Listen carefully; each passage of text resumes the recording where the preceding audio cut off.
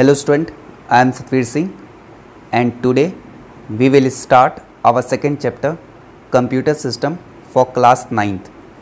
आज के video lecture में हम ये देखेंगे कि हमारा कंप्यूटर सिस्टम किस तरीके से वर्क करता है, कौन कौन से कंप्यूटर सिस्टम के कंपोनेंट्स हैं, CPU क्या है, CPU की कैसे वर्किंग होती है। आज के लेक्चर में हम ये भी देखेंगे कि मेमोरी क्या होती है, रैम और रोम क्या होता है, रैम और रोम में क्या डिफरेंसेस हैं, इनपुट डिवाइसेस क्या होते हैं, आउटपुट डिवाइसेस क्या होते हैं। तो स्टार्ट करते हैं आज का वीडियो लेक्चर और चलते हैं कंप्यूटर स्क्रीन पे। सो स्टूडेंट, आज के टॉपिक को स्टार्ट करते हैं और सबसे पहले एक डायग्राम देखते हैं जिससे कि हमें एक टॉपिक को समझने में और क्लियरिटी होगी कि हमारा कंप्यूटर क्या है, एक इलेक्ट्रॉनिक डिवाइस है। इसके 3 टाइप हैं, डिजिटल, एनालॉग और हाइब्रिड। ये वर्क्स किन पे करता है, हार्डवेयर और सॉफ्टवेयर पे। सॉफ्टवेयर क्या है, सॉफ्टवेयर प्रोग्राम्स हैं जो हमारे हार्डवेयर कंपोनेंट्स के लिए नेसेसरी होते हैं और बिना इन सॉफ्टवेयर के हमारा कंप्यूटर प्रॉपर्ली वर्क नहीं कर सकता। सॉफ्टवेयर 2 तरह के होते हैं, सिस्टम सॉफ्टवेयर और एप्लीकेशन सॉफ्टवेयर। अब आते हैं हार्डवेयर पे। हार्डवेयर को फर्दर हम डिवाइड कर सकते हैं, कैटेगराइज कर सकते हैं 4 पार्ट्स में। पहला है CPU, फिर है memory, then input devices and output devices. अब एक करके इनको देख लेते हैं कि CPU क्या है। It stands for central processing unit and all tasks of computer system is performed in our CPU। हमारे CPU में कंप्यूटर के जितने भी ऑपरेशंस होते हैं वो परफॉर्म होते हैं। CPU को भी हम कैटेगराइज कर सकते हैं। अब CPU में जब हम कोई वर्किंग परफॉर्म करते हैं तो हमें उस प्रोग्राम को इम्प्लीमेंट करने के लिए डाटा को होल्ड करना होता है एग्जीक्यूशन के टाइम पे। और डाटा को होल्ड करने के लिए हमें किसकी रिक्वायरमेंट है, प्राइमरी मेमोरी की। प्राइमरी मेमोरी के 2 पार्ट होते हैं, रैम एंड रोम। रैम क्या है, random access memory. It supports read and write operations. जो भी हमारे कंप्यूटर के रीड और राइट ऑपरेशंस हैं उनको यूज करने के लिए हमें किसकी रिक्वायरमेंट होगी, रैम की। और अब आते हैं रोम। रोम क्या होता है, read only memory. It supports read only operations. Then हम आते हैं सेकेंडरी मेमोरी पे। अगर हम अपने प्रोग्राम्स को या फाइल्स को या डाटा को लॉन्ग टाइम के लिए होल्ड करके रखना है तब हमें सेकेंडरी मेमोरी की रिक्वायरमेंट होगी, जिसमें हमारा hard disk, CD, DVD, pen drive, external hard disk, बहुत सारे कंपोनेंट्स हैं जो हमारे लिए ये टास्क परफॉर्म करते हैं। अगर हम वर्किंग के समय डाटा को होल्ड करते हैं तो उसके लिए हमें किसकी रिक्वायरमेंट होगी, मेमोरी की। अब आते हैं इनपुट डिवाइस पे। इनपुट डिवाइस क्या है, it provide the data and instruction in computer readable form. यानी कि हमारे कंप्यूटर सिस्टम को कोई भी इंफॉर्मेशन या डाटा को रीडेबल फॉर्म में CPU तक पहुंचाना है तो ये वर्क कौन करेगा, इनपुट डिवाइस। यानी कि हमारे इनपुट डिवाइस क्या होते हैं, हमारे इनपुट डिवाइस कंप्यूटर में इंस्ट्रक्शन को सेंड करने का वर्क करते हैं। अब हम कंप्यूटर में जो इंस्ट्रक्शन है वो सेंड कैसे करेंगे। अगर हमें टाइपिंग करनी है तो हमारे पास कीबोर्ड है। अगर हमारे पास हमें क्लिक इवेंट्स जनरेट करने हैं या सिलेक्शन प्रोसेस इम्प्लीमेंट करना है तब हम माउस का यूज करेंगे। गेम्स खेलने हैं तो जॉयस्टिक का यूज करेंगे। अगर हमें डॉक्यूमेंट्स को स्कैन करना है या तो हम स्कैनर का यूज करेंगे। और भी बहुत सारे ऐसे कंपोनेंट्स हैं जो हमारे इनपुट डिवाइस में आते हैं। Then output device, processing complete होने के बाद अगर हमें रिजल्ट को स्क्रीन पे शो करना है तब हम किसका यूज करेंगे, आउटपुट डिवाइसेस का। जैसे मॉनिटर है जहाँ पे हमारा आउटपुट डिस्प्ले होगा, प्रिंटर जहाँ पे हम हार्ड कॉपी निकालेंगे, स्पीकर अगर हम सॉन्ग सुन रहे हैं तो उसके लिए हमें स्पीकर की ज़रूरत है, प्लॉटर अगर हम हाई डेफिनेशन प्रिंटआउट्स निकालना चाहते हैं या ग्राफिक्स को यूज करना चाहते हैं तो हम प्लॉटर का यूज करेंगे। तो बहुत सारे ऐसे कंपोनेंट्स हैं जिनका हम यूज कर सकते हैं। तो ये एक ओवरव्यू हो गया कि किस किस कंपोनेंट्स का हम कब यूज करते हैं। अब इसको डिटेल में देख लेते हैं कि हम कब कौन से कंपोनेंट्स को यूज करेंगे और एक्चुअल ये बिहाइंड द सीन किस तरीके से वर्क करता है। So student, now let's start with our next heading which is memory in our computer system. जैसे कि अभी तक हमने पढ़ा है कि हमारा सीपीयू जो है वो एक्चुअल ब्रेन है कंप्यूटर का, और जो भी प्रोसेसिंग होती है वो हमारे सीपीयू के थ्रू होती है। और जब भी हम प्रोसेसिंग करते हैं तो जो भी हमारे इंस्ट्रक्शन या डाटा हैं वो सीपीयू के थ्रू ही प्रोसेस को इम्प्लीमेंट करते हैं। अगर हम एक एग्जांपल के थ्रू देखें तो अगर हमें 7 और 9 को मल्टीप्लाई करना है तो 7 और 9 जब हम इनपुट करेंगे और सिंबल यूज करेंगे मल्टीप्लिकेशन का, तो ये क्या करेगा, ये एक इंस्ट्रक्शन सेंड करेगा मल्टीप्लाई का, और मल्टीप्लाई का जैसे ही इंस्ट्रक्शन सेंड करेगा सीपीयू इसको पास करेगा एएलयू पे यानी अर्थमेटिक लॉजिक यूनिट पे, और वहाँ पे इसके ऑपरेशन को इम्प्लीमेंट किया जाएगा और रिज़ल्ट जो है वो हमें स्क्रीन पे शो करेगा। तो एक तरह से देखें तो सीपीयू के भी 3 पार्ट होते हैं। एक होता है एएलयू यानी अर्थमेटिक एंड लॉजिक यूनिट, दूसरा होता है सीयू कंट्रोल यूनिट, और तीसरा होता है एमयू मेमोरी यूनिट। अब तीनों की वर्किंग क्या है, अगर एएलयू नाम से ही क्लियर हो गया होगा, कंप्यूटर के जितने भी अर्थमेटिकल या लॉजिकल वर्क होते हैं वो एएलयू के थ्रू परफॉर्म होते हैं। सीयू कंट्रोल यूनिट, ये कंट्रोलिंग यानी मैनेजमेंट का वर्क करता है, मेंटेनेंस का वर्क करता है कि कौन से इंस्ट्रक्शन को कहाँ पास करना है और किस तरीके से उसको इंस्ट्रक्शन सेंड करनी है।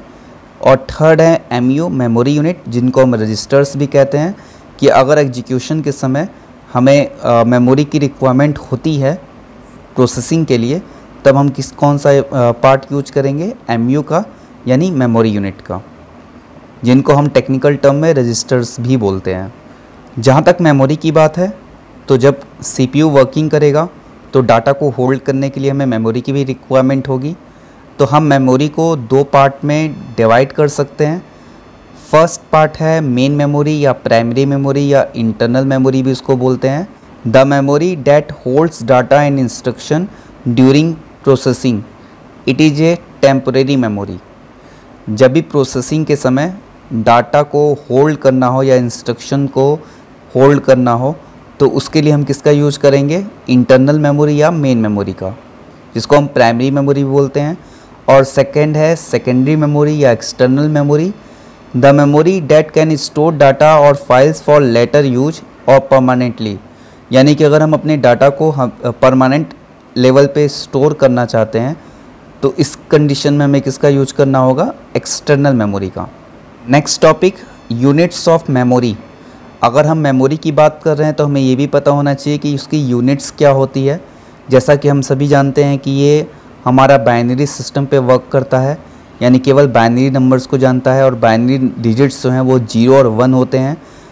अब हमारी जो यूनिट होती है वो 0 और 1 के फॉर्म में ही रिप्रेजेंट करती है इंफॉर्मेशन को, जिसको हम यूनिट के टर्म में कहें तो वो उसको हम बोलते हैं बिट, BIT। और ये ही सबसे स्मॉलेस्ट यूनिट होती है और इसी के बेस पे हम अपने डाटा को या स्टोरेज कैपेबिलिटी को डिफ़ाइन करते हैं। तो देख लेते हैं कौन कौन से ये यूनिट्स हैं। सो स्टूडेंट, मेमोरी की यूनिट की बात कर रहे थे हम, तो हमें पता होना चाहिए कि जो हमारी मेमोरी की यूनिट डिफ़ाइन की गई है वो ASCII यानी American standard code for information interchange ने एक एनकोडिंग स्कीम जनरेट की है। उसी स्कीम को हम सभी फॉलो करते हैं, जिनके अकॉर्डिंग 1 बाइट की मीनिंग हो गई 8 bits, means 8 bits equal to 1 byte. अगर हम स्काई एनकोडिंग स्कीम की बात करें तो अगर हम कोई नेम लिख रहे हैं जैसे स्टीवन, तो स्टीवन में 6 कैरेक्टर्स हैं, यानी कि हर कैरेक्टर 1 बाइट को रिप्रेजेंट कर रहा है, यानी कि ये कितना हो जाएगा 6 बाइट। लेकिन अगर हम यूनिकोड एनकोडिंग स्कीम की बात करें तो Unicode encoding scheme represents a character as a group of 16 bits, यानी कि अगर हम स्टीवन की बात करें तो स्काई कोड में वो 6 कैरेक्टर्स हैं, यानी 6 बाइट हैं। लेकिन अगर हम यूनिकोड स्कीम की बात करें तो वो क्या हो जाएगा, 12 बाइट्स। अब ये देख लेते हैं units of computer memory measurement. Computer की मेमोरी को जो हम मेजरमेंट करते हैं तो उसके अकॉर्डिंग कौन कौन सी यूनिट्स हैं। तो फर्स्ट यूनिट जो है, स्मॉलेस्ट यूनिट है, वो है बिट, BIT, जिसको बाइनरी डिजिट भी बोलते हैं। 8 bits equal to 1 byte, 1024 byte equal to 1 KB, 1024 KB equal to 1 MB। KB means kilobyte, MB means megabyte, then 1 GB gigabyte, terabyte, petabyte and exabyte. तो ये सारे यूनिट्स हैं जिनका मेजरमेंट दिया हुआ है।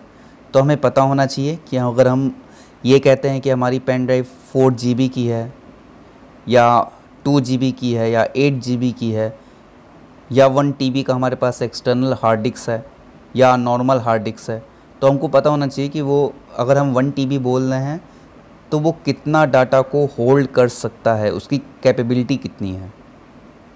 सो स्टूडेंट, अभी हमने देखा कि हमारी जो मेमोरी होती है वो 2 तरह की होती है, एक होता है प्राइमरी मेमोरी और एक सेकेंडरी मेमोरी। अब डिटेल में देखते हैं कि प्राइमरी मेमोरी को किस तरीके से कैटेगराइज्ड किया गया है। तो फर्स्ट पार्ट है रोम, रीड ओनली मेमोरी। रोम क्या होता है, इसमें जो भी इंफॉर्मेशन होती है वो फिक्स्ड होती है, हम उसको चेंज नहीं कर सकते। और नॉर्मली जो हमारे बायोस के प्रोग्राम होते हैं, बेसिक इनपुट आउटपुट सिस्टम, जो हमारे बूटिंग के लिए नेसेसरी होते हैं, वो रोम चिप में ही राइट होते हैं। Then second, RAM. RAM the internal memory that can be read from as well as written, it is called RAM, random access memory. यानी कि इसमें हम जो भी इंफॉर्मेशन को है वो रीड भी कर सकते हैं और राइट भी कर सकते हैं, इसीलिए हम इसको क्या कहते हैं, वॉलेटाइल। अब वॉलेटाइल वर्ड का मीनिंग क्या है, its content are lost when power is turned of.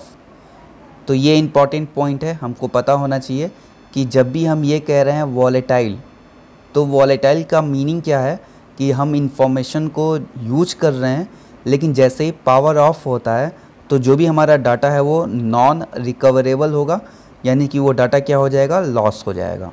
इसीलिए हम रैम को क्या कहते हैं, वॉलेटाइल मेमोरी, और रोम को क्या कहते हैं, non volatile memory. Limitation of RAM, RAM की क्या क्या लिमिटेशंस हैं। तो first point, limited storage capacity. हम इसमें लार्ज अमाउंट ऑफ डाटा को स्टोर नहीं कर सकते, इसकी एक लिमिटेड कैपेसिटी है डाटा को होल्ड करने की। तो ये फर्स्ट पॉइंट, ये इसका एक लिमिटेशन है कि ये हमें एक लिमिटेड स्टोरेज कैपेसिटी प्रोवाइड करता है। Second, volatile in nature. अभी हमने देखा कि ये वॉलेटाइल होता है, यानी कि अगर पावर ऑफ होगा तो जो भी इस पे डाटा होगा वो ऑटोमेटिक क्या हो जाएगा, रिमूव हो जाएगा। यहाँ पे एक इम्पॉर्टेंट पॉइंट दिया हुआ है, both RAM and ROM are referred to as immediate access storage, IAS, because CPU can access the data so quickly compared to data in backing storage और secondary memory। यानी कि रैम और रोम को IAS यानी immediate access storage भी बोलते हैं, क्योंकि अगर CPU को वर्किंग के समय मेमोरी की रिक्वायरमेंट होगी तो वो सेकेंडरी मेमोरी के कंपैरिजन में रैम और रोम से डायरेक्टली एक्सेस कर सकता है। ये हमारी रैम चिप है और ये हमारी रोम चिप है।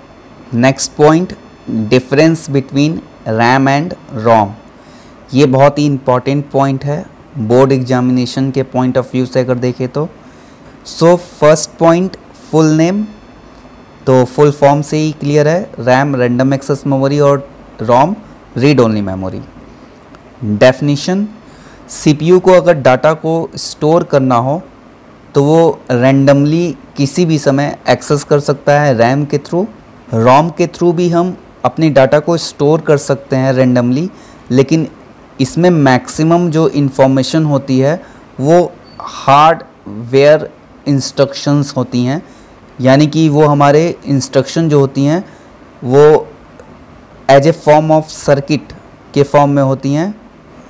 Third point, alternation. RAM contents can be changed और अल्टर्ड एज व्हेन रिक्वायर्ड, यानी कि रैम में हम डाटा को रीड और राइट दोनों कर सकते हैं।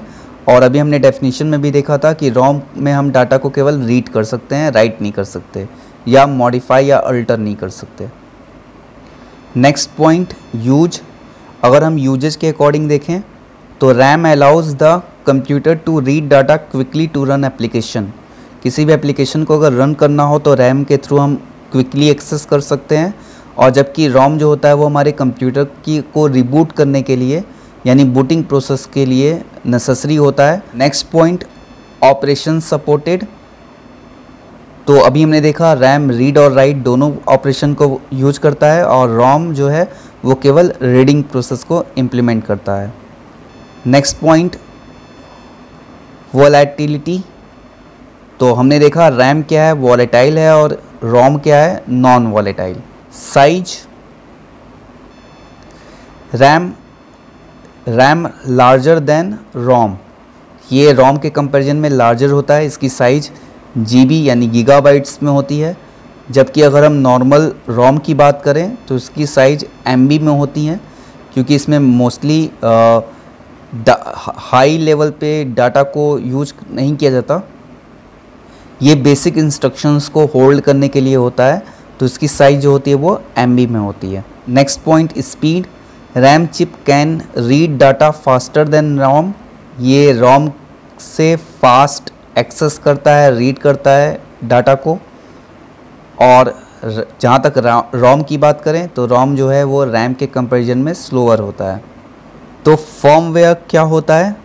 Small programs called firmware are often stored in ROM. They contain instruction the computer can use in performing some of the most basic operation required to operate hardware devices. यानी ये करता क्या है, जो हमारे हार्डवेयर डिवाइसेस को initiate करने के लिए जो बेसिक ऑपरेशंस होते हैं वो बेसिक ऑपरेशन हमारे फर्मवेयर सॉफ्टवेयर में होते हैं, और ये फर्मवेयर सॉफ्टवेयर जो है वो कहाँ स्टोर होता है, रोम में। तो ये इम्पॉर्टेंट पॉइंट है कि हमारे हार्डवेयर डिवाइसेस के जो बेसिक ऑपरेशंस होते हैं वो फर्मवेयर में स्टोर होता है, और ये फर्मवेयर जो स्मॉल प्रोग्राम होता है वो हम कहाँ स्टोर होती है, वो कहाँ स्टोर होता है, रोम में। मेरे साथ ऑनलाइन क्लासेस में बने रहिए, और अगर आपको कोई भी पॉइंट समझ में नहीं आता या वीडियो लेक्चर में किसी पॉइंट को समझने में कोई दिक्कत होती है तो कमेंट बॉक्स में अपना क्वेश्चन यानी क्यूरी ज़रूर लिख के भेजें, ताकि नेक्स्ट वीडियो में हम उसको सॉल्व कर सकें और आप तक बेस्ट सलूशन पहुंचाया जाए। तो इसी उम्मीद के साथ कि आप लोग ऑनलाइन स्टडी को कंटिन्यू कर रखिए और अपने आसपास सफाई रखिए। Stay safe, stay healthy. Thank you.